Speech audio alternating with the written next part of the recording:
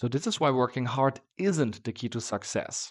By interviewing 192 creators who each make $1 million, I found some surprising patterns about how they actually got rich. And they didn't just work hard or got lucky, they had special tricks and ideas that helped them. And some of these tricks are so simple that you could use them too. So, in the story, I will share the top 10 best secrets I discovered from these interviews, and you will find out how they made their dreams come true. And maybe it will give you ideas on how to make your own dreams come true. So, let's go. Number one of what we learned from $1 million creators is that they love to be solopreneurs. And that means they don't want to build a big company with 50 people where they have to do daily, weekly, monthly meetings. They actually just have a few contractors. They hate employees. And what are these contractors doing? They are specialists in, for example, editing social media content, editing their podcast, doing scheduling and emailing for them. So the VA. And that's about it. And even more interesting is that they still do a ton of stuff. So they produce content for social media, for their offers, but also they have to deliver value to the customers. They have to serve them, do customer support, and they have to build better systems and automations for their business because they are by themselves. And what makes it even more interesting is that they're normal people and they don't work a lot. So they sleep 7.5 hours. They work 20 to 40 hours, some even just like 5 hours, 7 hours, 10 hours. They are 40 years old and they're married, have kids, and they want to optimize their lifestyle. That means that they have so many obligations, so many things on their plate, and they only work so little that it's really hard for them to get anything done. And for that reason, the biggest issue that they have is time. And how do they get out of this? Well, they think coaches can help them because when they cracked 4 figures, 5 figures, 6 figures, and then ultimately 7 figures and some 8 figures, it was quite often due to coaches that helped them to change limiting beliefs, to level up their mindset, to do better marketing, to produce content more effectively, to automate their business better.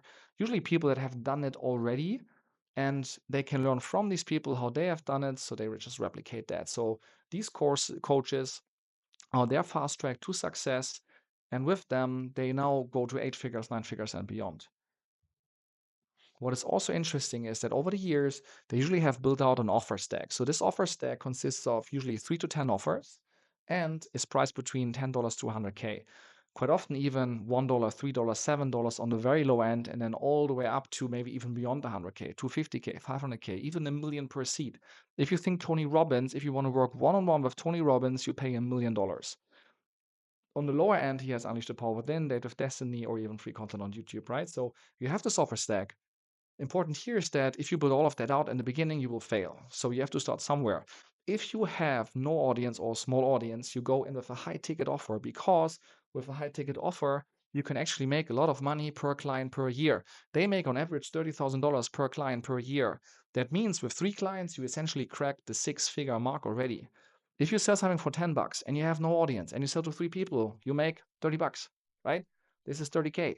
So you start high ticket.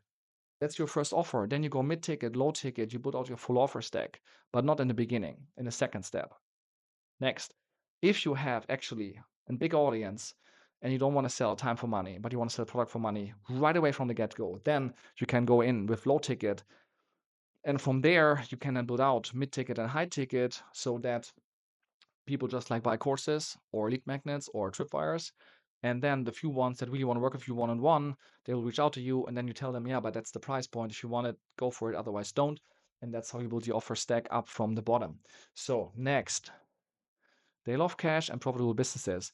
Why is that so interesting? Because if you think Facebook, Uber, Amazon, these businesses were all built with investor money, hundreds of millions, built big companies, big teams, big facilities, big offices to build something for the future. $1 billion businesses that floats on the stock market and it goes into the hundreds of billions of value. So in the beginning, the first 10 years, 20 years, quite often doesn't make any money. It's the grind. You work 100+ hours and that's about it. That's very different here. They love cash today, this month, this year.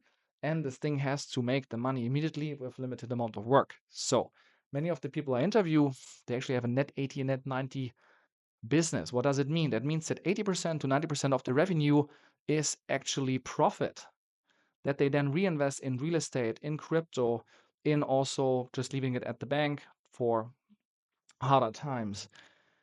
So their channels are Instagram, TikTok, YouTube. Facebook is essentially that. Why? Because, I mean, not in all cases. There are some cases where the audiences are 40 years or older and they are still on Facebook. So there they have a Facebook group and it still serves them and Facebook is doing the job for them.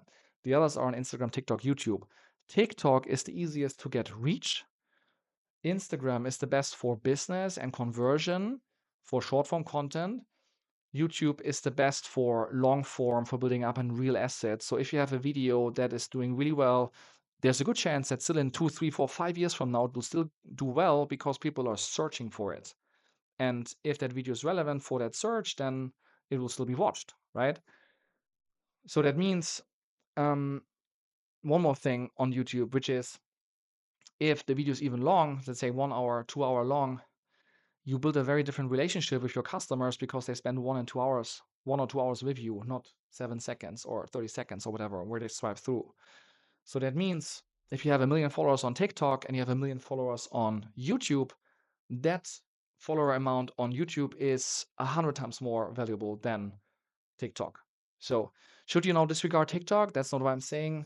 But I think, for example, you could have YouTube as a base and then have shorts for Instagram, TikTok that feed again back into YouTube.